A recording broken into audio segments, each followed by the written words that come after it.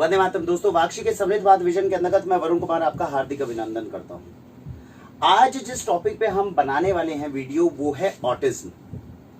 हमारे पास में बिकॉज आप जानते हैं, जैसे हमने कुंभलगढ़ के अंदर जाकर कैमल मिल का एक प्रोजेक्ट कवर किया था और वहीं से हमारे पास में फोन कॉल्स आने शुरू हुए।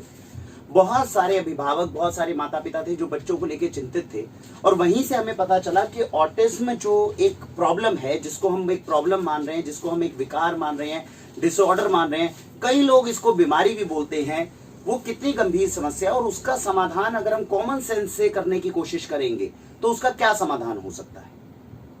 तो आज की इस वीडियो में हम जरा समझते हैं कि अगर हमारे बच्चों को, क्योंकि खासकर ऑटिज्म की जो प्रॉब्लम है वो छोटे बच्चों को होती है, 5 साल के बच्चों को, 8 साल के बच्चों को, 3 साल के बच्चों को, 15, 20 साल, 25 साल में, तब तक हमारी ये कोशिश बनी रहती है 15, 20 साल तक का, जब तक हमारा बच्चा नहीं होता, कि किसी तरह हमारा बच्चा ठीक हो जाए।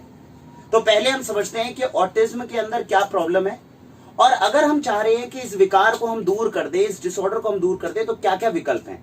कॉमन सेंस से जरा समझने की कोशिश करेंगे इसके अंदर क्या क्या सोल्यूशन है। सबसे पहले ये समझिए कि प्रॉब्लम क्या है। ऑटिज्म, जिसको हम डिसऑर्डर, विकार या जो भी हम मानते हैं, उसमें बच्चे के साथ प्रॉब्लम क्या है। बच्चे के साथ में पहला प्रॉब्लम हो रहा है कम्युनिकेशन का। ये बच्चे जो होते हैं, जो ऑटिज्म वाले होते हैं, ये किसी दूसरे के साथ में बड़ा फ्लुएंटली कम्युनिकेट नहीं कर पाते हैं, अपनी बात को दूसरे इंसान तक शब्दों के माध्यम से नहीं पहुंचा पाते हैं, इसीलिए कम्युनिकेशन थोड़ा सा प्रॉब्लम रहता है। स्पीच का थोड़ा सा प्रॉब्लम रहता है। कोई चीज है जैसे स्पष्ट माध्यम से, स्पष्ट बोलकर मैं अपनी आवाज आप तक पहुंचा पा रहा हूं, ऐसे ये बच्चे नहीं पहुंचा पाते। फास्ट लर्निंग, अगर हम में से किसी को कहा जाए कि भैया मैथ में 2+2=4 होता है, तो वो बच्चा जल्दी ग्रैब कर लेगा। जो ऑटिज्म के बच्चे होते हैं वो 2+2=4 हो, इसको जल्दी ग्रैब कर ले, ऐसा नहीं होता। कई बार ये थोड़ा सा गैप होता है। तीसरी जो सबसे मेजर चीज है वो है लेस सोशल। ये किसी और के साथ में इतना आसानी से घुलना मिलना पसंद नहीं करते, अपनी एक दुनिया में रहते हैं, अपनी ही एक दुनिया बनाते हैं छोटी सी और उसी के अंदर रहते हैं। माता पिता ये चाहते हैं कि ये हमारी तरह, जैसे हम जाकर समाज में घुलते हैं, मिलते हैं, लोगों से बात करते हैं, ऐसे मेरा बच्चा भी बात करना शुरू करे। तो ये बच्चे जो होते हैं ये लेस सोशल होते हैं। तो मुख्य रूप से अगर ऑटिज्म या फिर बिहेवियरल डिसऑर्डर जिस सेगमेंट के अंदर ये आता है, उसके अंदर ये 3 मेजर एक समस्या है, एक प्रॉब्लम कह लीजिए, जिसमें हमें लगता है कि बच्चे की ये 3-4 प्रॉब्लम जो है वो सॉल्व हो जाए, तो ऑटिज्म का जो है वो हम सॉल्यूशन निकाल लेंगे। तो ये 3 समस्याएं हैं। हम अभी बीमारी को अलग रखते हैं या डिसऑर्डर को अलग रखते हैं, हम समझते हैं ये 3 प्रॉब्लम है जिनको हमें सॉल्व करना है। सबसे पहले समझते हैं कि ये बच्चे जो हमारे पास में हैं, ये क्या सच में बीमार है या नहीं है। बीमार वो हैं कि बीमार हम हैं, पहले हम इस चीज का आंकलन तो कर लें। कोई एक प्रॉब्लम है जो मेरे पास में आई है, पहले कॉमन सेंस क्या कहती है, इस चीज का आंकलन करना कि सच में ये प्रॉब्लम है या नहीं है। तो पहले हम इस चीज को समझते हैं कि ऑटिज्म को, जिसको हम बीमारी बोल देते हैं, डिसऑर्डर बोल देते हैं, अरे भाई बच्चे जो है वो डिसेबल हैं, ऐसा तक बोल देते हैं, ये सच में कोई प्रॉब्लम है या नहीं है। मेरा ये पर्सनली मानना है, बच्चों को डिसेबल नहीं बोल सकते जिन बच्चों को ऑटिज्म है। इन 3 वजहों से ही तो हम बच्चे को डिसेबल बोल रहे हैं। ऐसे बच्चों को डिफरेंटली एबल्ड बोलना चाहिए बजाय कि इनको डिसेबल्ड बोलना चाहिए। अब दोनों में फर्क क्या है।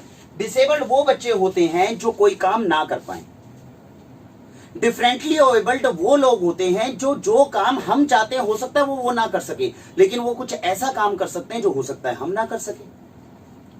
मैं आपको उदाहरण के रूप में देता हूं। आज अगर आप अपने आसपास के 100 लोगों को देखिए, कुल मिलाकर 100 लोगों की संख्या को इकट्ठा करिए।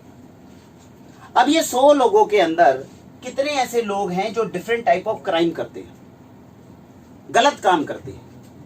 क्या हमारा बच्चा जो है इस तरह का कोई क्रिमिनल, कोई गलत जो क्राइम कर रहा है, जो गलत काम कर रहा है, जिसको हम बोल रहे हैं गलत काम कर रहा है, उसके मानसिक कोई ना कोई बुद्धिक, उसके बौद्धिक स्तर के अंदर कुछ ना कुछ कमी होगी ना, उसको कोई प्रॉब्लम होगा तभी तो वो क्राइम करता है। एक आम आदमी, शरीफ आदमी कोई क्राइम तो नहीं करेगा, ऐसा कोई दूसरा तो करता है, उसको तो हम डिसेबल नहीं बोलते। हमारा बच्चा जो पूरे 99% ज्यादा चांस है वो किसी तरह का कोई क्राइम नहीं कर सकता, उसको हम डिसेबल बोल देते हैं।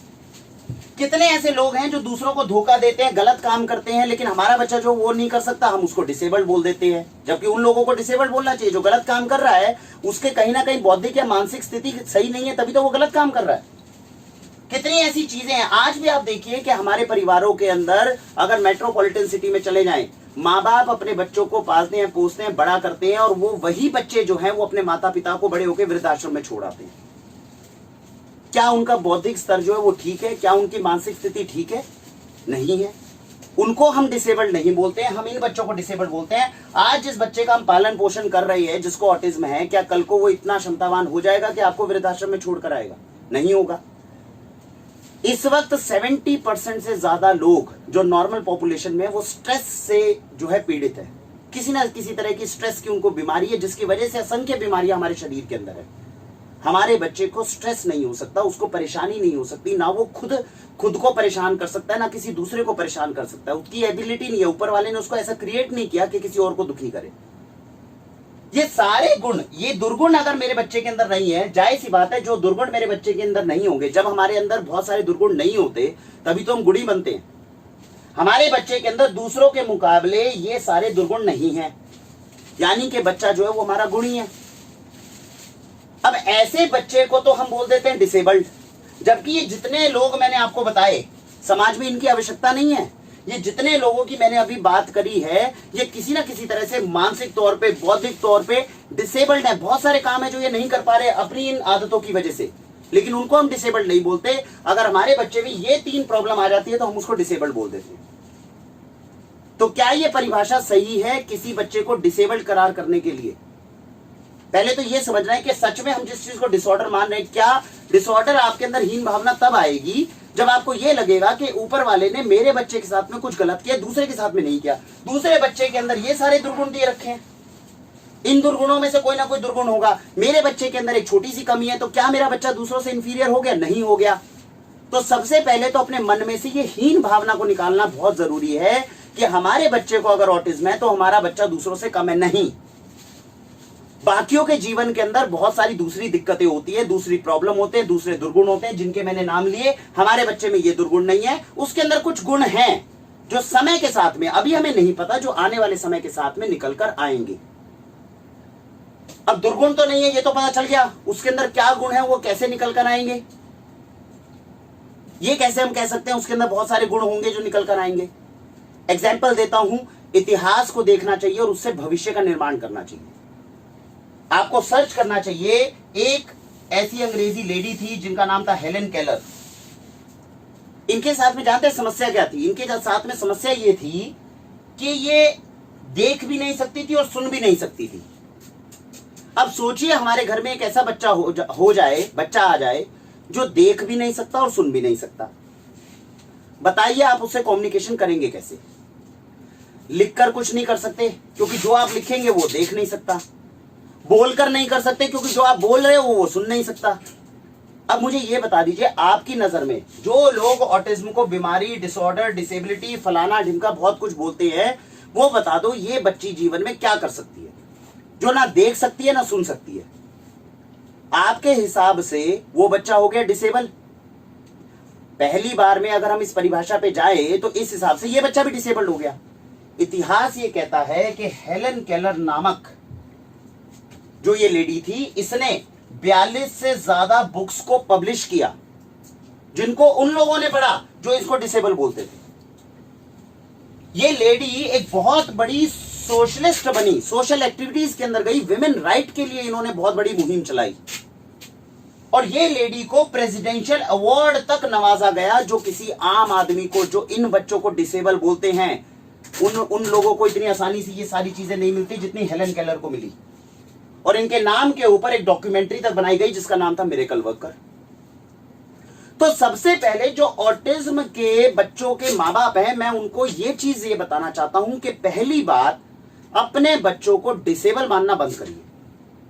हमारे पास में इतनी फोन कॉल्स आती है, वो ये कहते हैं भाई मैं सिर्फ ये चाहती हूं मेरा बच्चा सही हो जाए, मैं सिर्फ ये चाहती हूं मेरा बच्चा सही हो जाए। अरे भाई, सही तो उसको करोगे जो गलत है।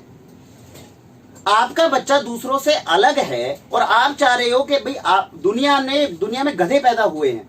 आपके बच्चे को अगर घोड़ा बनाकर ऊपर वाले ने बोला है और आप कह रहे हो कि मेरा घोड़ा जो है वो गधे की तरह बिहेव करने लगे, तो इसमें उसकी गलती है कि आपकी गलती है?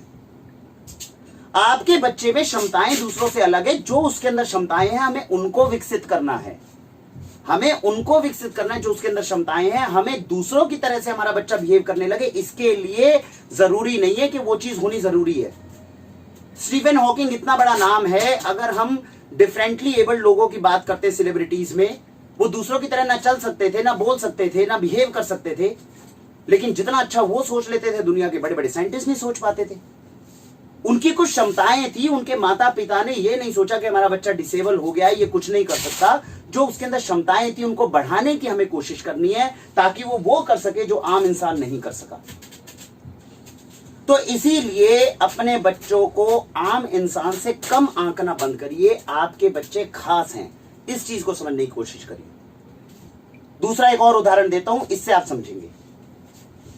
आज से 30-40 साल पहले हमारी मैक्सिमम वीडियोस में हम गौ माता का उदाहरण देते हैं, क्योंकि अपने घर में अगर गौ माता हो तो बहुत सारी समस्याएं सॉल्व हो जाती है।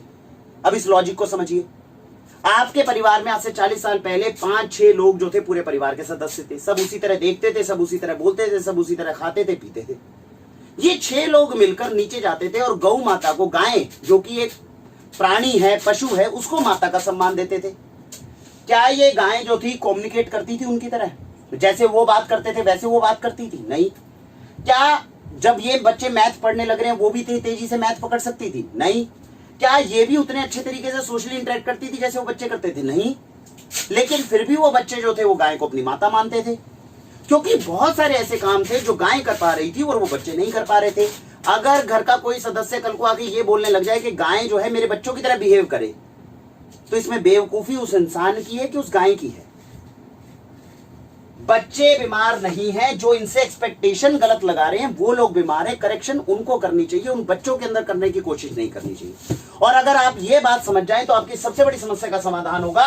ये जो एलोपैथी में जाके आप दवाइयां शुरू कर रहे हो बच्चों की, आज जिन बच्चों को ऑटिज्म है, सबसे पहले हम क्या कर रहे हैं, एक एमडी फिजिशियन एलोपैथिक डॉक्टर के पास जाते हैं। जी ये मेरा बच्चा बीमार है, इसको ठीक करो। ठीक है जी, ये गोलियां लो, कर लो। वो गोलियां कौन सी गोलियां होंगी? वो गोलियां ऐसी होगी जिसको आज के मॉडर्न साइंस के अंदर हार्मोनल बैलेंसिंग के अंदर लगाया जाएगा। अगर कोई इंसान एलोपैथिक इलाज इसके अंदर करा रहा है, मैं उनको सावधान करना चाहता हूं, आप अपने बच्चे का भविष्य खराब कर रहे हो, उसको सही करने की कोशिश नहीं कर रहे। समझिए एलोपैथिक मेडिसिन काम कैसे करेगी। मेरा बच्चा है, उसको ऑटिज्म हो गया, स्किज़ोफ्रेनिया हो गया, कुछ भी ऐसी प्रॉब्लम हो गई जो मेंटल डिसऑर्डर से जुड़ी है। अगर आपका बच्चा किसी समस्या से जूझ रहा है, उसको दौरे पड़ते हैं, उसको परेशानी होती है, आप एलोपैथिक इलाज कराएं। क्योंकि जब आपको दौरा पड़ा है, आपके बॉडी के अंदर कोई एक हार्मोन बहुत तेज स्पर्ट मारा है, जिसको एलोपैथी की गोली लेके उस हार्मोन को फॉर द टाइम बीइंग कम कर सकती है। लेकिन बच्चा मेरा बीमार नहीं है, मैं एलोपैथिक डॉक्टर के पास जा रहा हूं और कह रहा हूं कि इस बच्चे को ठीक कर दो। वो उनको कुछ गोलियों पे डाल देंगे। वो गोलियां करेंगी क्या? नेचुरल बॉडी के अंदर कुछ हार्मोन को ऊपर करेगी, कुछ को नीचे करेगी। ये पूरी दुनिया जानती है कि अगर मैंने एक गोली से एक चीज का इलाज करा, उसका कहीं ना कहीं कोई ना कोई साइड इफेक्ट तो होगा। बच्चा मेरा बीमार नहीं था, मैं लेके गया डॉक्टर के पास जाकर उसने दे दी गोलियां, जिससे बच्चे को जो रोग नहीं थे उन रोगों की तरफ भी मैंने आगे बढ़ा दिया। तो क्या मेरे बच्चे को जिसको ऑटिज्म की प्रॉब्लम है उसका एलोपैथिक इलाज कराना सही चीज है? नहीं। एलोपैथी के अगर कोई डॉक्टर है वो खुद भी दवाई देखने से मना कर देंगे, अगर वो सही डॉक्टर होंगे तो, क्योंकि वो जानते हैं कि ये दवाइयां देने से बच्चे की प्रॉब्लम ठीक नहीं हो सकती।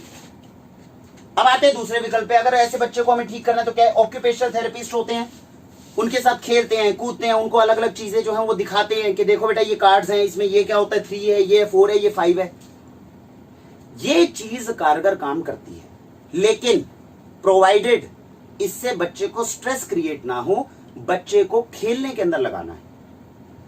आपके बच्चे का एक एरिया ऑफ इंटरेस्ट होगा, कोई ना कोई एरिया ऑफ इंटरेस्ट होगा। हमारा काम क्या है, मेरे बच्चा खास है, उस बच्चे के अंदर कुछ ना कुछ एक अलग विलक्षण कोई ना कोई ईश्वर ने गुण दिया है, उसको मुझे निकालना है। वो आज निकल जाए, 15 साल बाद निकल जाए, 25 साल बाद निकल जाए, मुझे कोई जल्दी नहीं है। जल्दी उसको होगी जिसका बच्चा बीमार होगा। हमारा बच्चा बीमार ही नहीं है तो हमें जल्दी किस बात की है। अब हमें उसके साथ खेलना है, खेलना कूदना के अंदर वो सारी चीजें करनी है जिसके अंदर वो भी खुश हो और हम भी खुश हो, विदाउट क्रिएटिंग स्ट्रेस।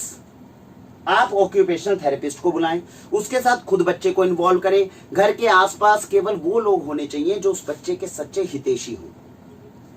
जब आप खेल खेल के माध्यम से उस बच्चे को अच्छी अच्छी चीजें सिखाएंगे, आप सोचिए आपका लक्ष्य क्या है उस बच्चे के लिए।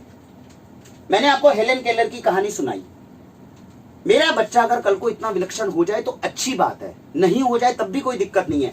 प्रकृति ने जितने जीवों को धरती पर लेकर आए उनसे एक ही उम्मीद है कि वो सेल्फ डिपेंडेंट हो जाए। आपको अपने बच्चे को केवल इतना ही काबिल बनाना है कि कल को उसको दूसरे लोगों की आवश्यकता ना पड़े। इन बच्चों के लिए इतना ही लक्ष्य हम अगर कर लेते हैं तो बहुत है। इसी के साथ में उनके बहुत सारे गुणों का विकास होगा। अपने आप बच्चे आगे अगर निकल गए तो अपने आप जाके अपना रास्ता बना लेंगे। हमारा फर्ज तो यह बनता है कि हमारे बच्चे कंफर्टेबल रहें, स्ट्रेस फ्री रहें जो ऑटिज्म से पीड़ित हैं, और खेल खेल के माध्यम से हम भी खुश रहें, उनके भी खुश रहें, क्योंकि ये सारी चीजें इतने सारे दुर्गुण नहीं है बच्चे में, हमें तो खुशी होनी चाहिए। तो हमें क्या करना है, ऑक्यूपेशनल थेरेपिस्ट अगर आता है उसके साथ में मिलकर अपने बच्चे के एरिया ऑफ इंटरेस्ट को फाइंड आउट करना है, किस चीज को खेलने कूदने में वो अच्छा महसूस कर रहा है, उतना ही ज्यादा उसके साथ इंटरेक्ट करना है। आपके बच्चे में डिफरेंट चीज क्या है, दुनिया के जितने बच्चे हैं वो बौद्धिक स्तर पर मजबूत होते हैं, उससे डिसीजन लेते हैं। आपका बच्चा बौद्धिक स्तर से डिसीजन नहीं लेगा, वो इमोशंस के बेस के ऊपर अपने डिसीजंस लेगा। तो हमें उसके साथ में इमोशनली कनेक्ट होना है। इसलिए मैंने बोला जितने लोग उसके आसपास हैं वो सारे के सारे उसके साथ इमोशनली कनेक्टेड होने चाहिए। सपोज कीजिए पहली बार आप साइकिल चलाने लगेंगे तो क्या करेंगे, सावधानी रखेंगे, अपने दिमाग का उपयोग करेंगे। धीरे धीरे पहली बार जब साइकिल चलाते हैं तो क्या होता है, दिमाग का उपयोग करते हैं, उसकी आदत डालते हैं। लेकिन जब 10वीं बार और 15वीं बार साइकिल चलाते हैं तब दिमाग के हमें जरूरत नहीं है, वो ऑटोमेटिक हमारी बॉडी के मूवमेंट्स जो होते हैं हमें साइकिल चलाने पे और वहां से गंतव्य तक अपने पहुंचाने में हमें सहायता कर देती है। मेरे बच्चे की इंटेलेक्चुअल पावर 2+2=4 सीखने की पावर थोड़ी कम हो सकती है, लेकिन अगर उसी बच्चे को अपने दिन के सुबह से शाम तक के काम जो है अपने आप करने के लिए मैं खेल खेल में सिखा सकूं, ये काम तो ऑटोमेटिक आता है, इसके लिए बार बार दिमाग लगाने की जरूरत थोड़ी है। अगर हमने ये सिखा दिया तो इमोशनली हम बच्चे को कनेक्ट करके उसमें कुछ ऐसे संस्कार उत्पन्न कर सकते हैं जिन संस्कारों से वो कल को सेल्फ डिपेंडेंट भी हो सकता है और एक अच्छा इंसान भी बन सकता है। हम बच्चों को बौद्धिक स्तर पे हो सकता है हम इतना तैयार ना करें, हमें इमोशनल हार्ट, अपने हृदय की बात उसके हृदय तक पहुंचाकर उसके अंदर के गुणों को निकालने का प्रयास करना चाहिए। और उसका सबसे आसान माध्यम है अपने बच्चे के साथ में ज्यादा से ज्यादा इन्वॉल्व होना, खुद भी खुश रहना, उसको भी खुश रखना और एब्सोल्युटली स्ट्रेस फ्री एनवायरनमेंट को क्रिएट करना। अगर इसके बाद में एक्सरसाइज हमें करवानी है, हमें आ रहा बच्चा है, हो सकता है इंटेलेक्चुअली ज्यादा ना हो, लेकिन उसकी सेहत, उसकी इम्यूनिटी, बहुत सारे फैक्टर्स है जिन पे हम काम कर सकते हैं। केवल गोली खिलाकर हम ये सोचते हैं कि मेरा बच्चा जो है दूसरों की तरह बोलना शुरू कर दे, हम उसकी सेहत के बारे में सोच सकते हैं, हम उसके बाकी सारे नरिशमेंट के बारे में सोच सकते हैं। एक्सरसाइज अगर करानी है, खुद भी अच्छा खेलिए कूदिए, उसको भी अपने साथ में खेलने कूदने के अंदर करिए। कितना अच्छा एनवायरनमेंट है जो हमारे घर में क्रिएट हो सकता है। आयुर्वेद की मदद अगर आपको लेनी है, ये मत सोचिए कि मेरे को इसकी बीमारी क्योंकि विकार है नहीं, हमें ये कोशिश करनी चाहिए कि आयुर्वेद की मदद से हमें उसकी इम्यूनिटी को बढ़ाना चाहिए। तो आपको आयुर्वेद कहां मदद करेगा, इम्यूनिटी को बढ़ाने में मदद करेगा। बहुत लोगों का जब हमारे पास फोन आता है वो कहते हैं कि भैया कैमल मिल्क मिल जाएगा तो इससे बच्चे ठीक हो जाएंगे। तो जो मैंने आपको विकल्प बताया, ठीक करने के लिए कैमल मिल्क मत पिलाइए। कैमल मिल्क अगर आप अच्छा कैमल मिल्क अपने बच्चे को पिलाते हैं तकरीबन 3 से 4 हजार रुपए महीने तक का खर्चा आता है। बहुत लोग हैं जिनकी क्षमता नहीं है 3-4 हजार रुपए महीने कैमल मिल्क की करनी। 70% तक जो चीजें मैटर करती है उस बच्चे के लिए वो ये इमोशंस हैं। कोई भी औषधि इस वक्त हमारे देश में ऐसी नहीं है जो बच्चे को, आप ये समझिए कि हमने उसको पिलाया और 6 महीने में हमारा बच्चा जो है दूसरों की तरह बिहेव करके हमारे पास वापस आ गया। और बहुत लोग, हमें दुख होता है जब हमारे पास में फोन आता है, वो कहते हैं कि सर हम अपने बच्चे के लिए 3,000 रुपए महीना करके 6 महीने तक दूध पिलाएंगे। 6 महीने तक उन्होंने कैमल मिल्क पिलाया, बच्चे के अंदर अगर बाय चांस कोई चेंज नहीं आया तो निराश हो गए। डबल नुकसान किया आपने। पहले तो कैमल मिल्क के अंदर 3,000 रुपए महीना आपने लगाया, 6 महीने तक पिलाया। आप अगर पिलाना चाहते हैं तो ये सोचकर पिलाएं इसका ना फायदा है ना नुकसान है। अगर मैं अफोर्ड कर सकता हूं 3-4 हजार रुपए महीना तो मैं इसको मंगवाऊंगा। नहीं मंगवाओगे तो कोई बहुत बड़ी आफत नहीं आ जाएगी। ऐसी चीज नहीं है जो पिलाने के बाद में पक्का 100% रिजल्ट दे ही देगी। तो ये जब हम डिसीजन लेते हैं तब हमें डिसीजन इस बेस पे लेना चाहिए कि हमारी पॉकेट इस चीज को अलाउ करती है कि नहीं करती है। अगर मेरे लिए अफोर्डेबल है तो मैं इसको पिलाऊंगा, अगर मेरे पर अफोर्डेबल नहीं है तो मैं इस चीज का गम नहीं करूंगा, क्योंकि 80% तक जितनी चीजें मेरे बच्चों को करेक्ट करने के लिए चाहिए वो यहां पर है। इसके बाद में कई लोग कहते हैं भाई बादाम खिलाना चाहिए, उससे बच्चे की बौद्धिक क्षमता अच्छी होती है। हर वो चीज बच्चे के लिए आप करिए जिसका कोई नुकसान नहीं है, और उसको इस उम्मीद के साथ में मत करिए कि इसको करूंगा तो 3 महीने बाद मेरा बच्चा अच्छा आएगा। ये चीजें हम कर रहे हैं क्योंकि हमारे बच्चे के स्वास्थ्य के लिए अच्छी हैं। अगर अच्छी प्रूव होती हैं तो भी अच्छा, नहीं होती हैं तो भी अच्छा। सबसे बड़ी चीज जो इसमें मैटर करती है वो है पेशेंस। वीडियो की स्टार्टिंग में मैंने आपको प्रूव करके दिखाया, अगर अपने बच्चे को डिसेबल्ड मानोगे तो आपके बच्चे के लिए, अगर वो कल को ठीक भी हो जाएगा तब भी वो डिसेबल्ड रहेगा। और अगर अपने बच्चे को आज आपने डिसेबल्ड मानना बंद कर दिया, आपने सोचा, और उसके लिए केवल 3 ही लोग हैं, 3 ही एंटिटीज हैं जो उस बच्चे को ठीक कर सकती है, एक आप, एक आपका बच्चा खुद, और एक ईश्वर। तो जो पेरेंट्स हैं उनका काम क्या रहा? स्ट्रेस फ्री एनवायरनमेंट क्रिएट करना। बच्चे अपने आप सारी चीजों को प्राप्त कर लेगा, अननेसेसरी उसके लिए टेंशन मत क्रिएट करिए। बच्चे का क्या है, बच्चा जब आपने स्ट्रेस फ्री एनवायरनमेंट क्रिएट कर दिया, खेल खेल के माध्यम से, चाहे ऑक्यूपेशनल थेरेपिस्ट के बताए हुए खेल हो, चाहे उसका एरिया ऑफ इंटरेस्ट का कोई खेल हो, खुशी के साथ में जब जीवन व्यतीत किया जाता है तो अपने अंदर की बहुत सारी काबिलियत हैं जो ऑटोमेटिकली निकलती है। उसको वो बच्चा अपने आप अडॉप्ट करके आगे निकल जाएगा, अपने आप सेल्फ डिपेंडेंट होना शुरू हो जाएगा, अगर हमने अननेसेसरी ऑब्स्टेकल क्रिएट नहीं करे। और तीसरी चीज आती है गॉड। अब ये सबसे बड़ा जो है ना दुविधा का केंद्र है। क्यों दुविधा का केंद्र है? दिन रात आप ये मानते हैं कि ऊपर ईश्वर है, ऊपर परमेश्वर है। कोई भी ऐसा इंसान जो ये वीडियो देखता हो, अगर उनको ये लगता हो कि ईश्वर नहीं है, परमेश्वर नहीं है, तो वो एक बार डिक्लेयर कर दें कि मैं पूरी जिंदगी मेरी बीत जाएगी, मैं ईश्वर और परमेश्वर का नाम नहीं लूंगा, मेरे हिसाब से वो एग्जिस्ट नहीं करता। मैं विश्वास दिलाता हूं आपके मृत्यु से पहले वो आपके मुंह से कहलवा देगा कि वो एग्जिस्ट करता है। हमारी सबसे बड़ी, मैं मैक्सिमम वीडियोस में ये बोलता हूं, हमारी सबसे बड़ी दुविधा ये है, हम एक पॉइंट पे बोलते हैं कि वो है, उसकी पूजा करेंगे, उपासना करेंगे, सब कुछ करेंगे, और दूसरे ही मोमेंट पे जब हम गलत काम कर रहे होते हैं तब हम ये सोचते हैं कि ईश्वर तो है ही नहीं, वो तो देख ही नहीं रहा। ईश्वर के अंदर अगर हमारा विश्वास है और अगर वो एग्जिस्ट करता है तो हमारे बच्चे को भी वही उसी ने जीव के तौर पर उसको प्राण दिए। जब हम अपनी तरफ से ईश्वर की मदद लेते हैं, अपने बच्चे को खुश रख रहे हैं, स्ट्रेस फ्री एनवायरनमेंट क्रिएट कर रहे हैं, साथ में गुरु नानक देव का बताया हुआ नाम जपना, कीरत करना, वंद चखना, ये तीनों के ऊपर हमने वीडियोस बनाई हुई है। कितने बड़े स्ट्रेस किलर्स हैं। अगर नाम जपने के अंदर आप खुद भी लगे हुए और आपको ईश्वर पे विश्वास है तो आप दूसरे दुकानदारों के पास, दूसरे लोगों के पास, दूसरे लोगों की ओपिनियन को इतना हावी अपने ऊपर कैसे होने देते हैं? हमें ईश्वर के ऊपर विश्वास नहीं होता, हमें लगता है कि नहीं भैया ये नहीं मदद कर पाएंगे, या यहां पर नहीं है, ये तो एंटिटी मुझे दिख नहीं रही है, इसलिए कुछ होगा नहीं, इसीलिए ज्यादा स्ट्रेस क्रिएट करते हैं और बच्चे के लिए और ज्यादा आगे भविष्य जो है खराब होता है।